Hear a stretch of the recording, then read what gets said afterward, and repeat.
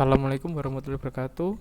Eh, Perkenalkan, nama saya Imam Hadi Mustafa. Hari ini saya akan mempresentasikan mengenai makalah kerukunan umat beragama dan implementasi dalam multi konteks.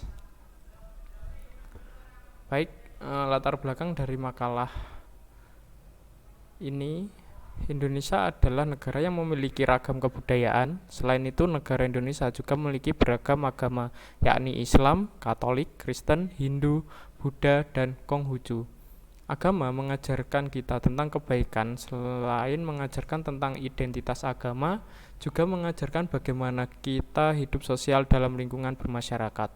Salah satu bentuk dari pembelajaran dalam hidup bersosial adalah kerukunan umat beragama, di mana di dalamnya mengajarkan bagaimana cara menghargai orang lain dalam perbedaan pendapat, juga keyakinan orang lain tanpa menyinggung di mana nilai-nilai kebenarannya.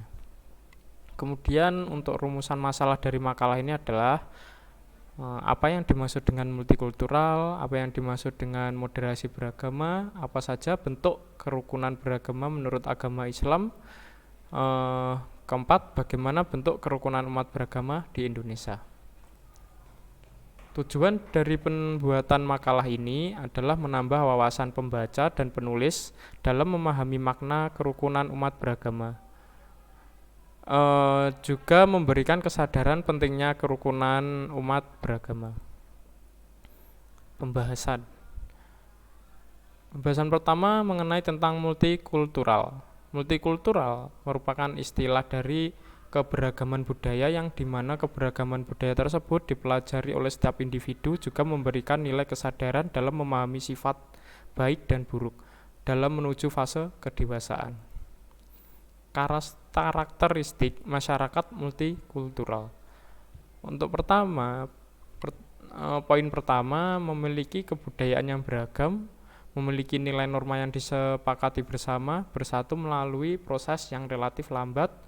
Perbedaan dalam masyarakat cenderung menimbulkan konflik sosial. Dan poin terakhir adalah terjadi dominasi kelompok yang dominan. Berikutnya, moderasi beragama. Moderasi beragama adalah bagaimana seorang bisa memahami ajaran agama yang baik tanpa menyinggung perbedaan agama lain secara berlebihan. Moderasi beragama mengajarkan tentang hidup bersosial dalam perbedaan agama. Kemudian tolak ukur moderasi beragama.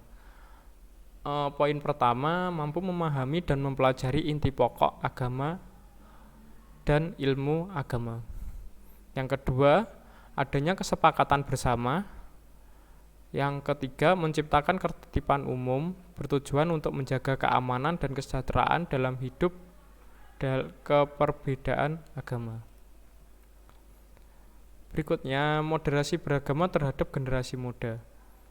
Moderasi beragama terhadap generasi muda dapat memberikan upaya berupa pemberian materi pembelajaran mengenai pendidikan agama sejak dini, dan juga memberikan pengetahuan bagaimana cara bersosialisasi dalam masyarakat yang beragam agama dan bagaimana cara menyikapinya. Kemudian moderasi beragama dalam ruang digital. Moderasi beragama dalam ruang digital di Indonesia masih mudah menerima informasi-informasi yang belum valid, sehingga menyebabkan konflik dalam perbedaan pendapat. Selain itu, kebudayaan asing pada ruang digital juga mempengaruhi pola gaya hidup sehingga nilai-nilai moderat menjadi berkurang. Berikutnya tentang beragama. Beragama dalam pengertiannya adalah memiliki keyakinan mengenai agama yang dianut dan dapat dibuktikan dalam perilaku keseharian, meliputi cara beribadah, mengucapkan salam, dan bagaimana ketika saat bersosialisasi pada lingkungan masyarakat.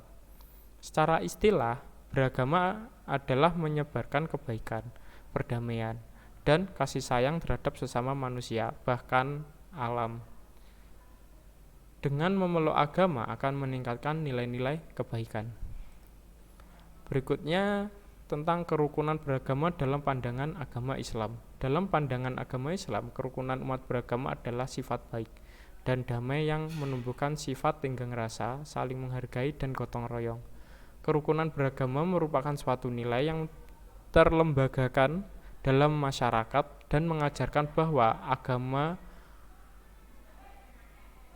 agama memiliki Tuhan, dan Tuhan adalah universal karena telah mengutus pada Rasul-Nya kepada setiap umat manusia.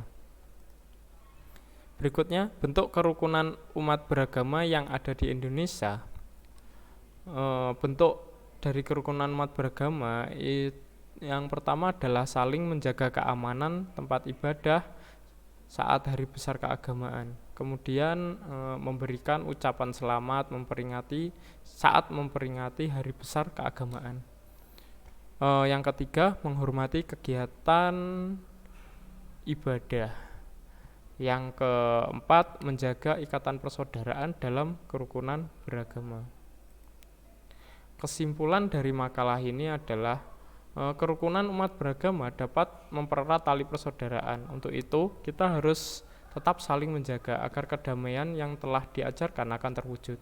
Untuk menjaga kerukunan dalam umat beragama sebagai warga Indonesia yang baik, harus belajar bagaimana cara menghormati agama lain, juga menghindari sifat-sifat yang dapat menimbulkan dampak perpecah belah kerukunan umat beragama. Karena dalam hakikatnya kita adalah manusia makhluk sosial yang membutuhkan satu sama lain. Sekian presentasi dari saya akhiri. Wassalamualaikum warahmatullahi wabarakatuh.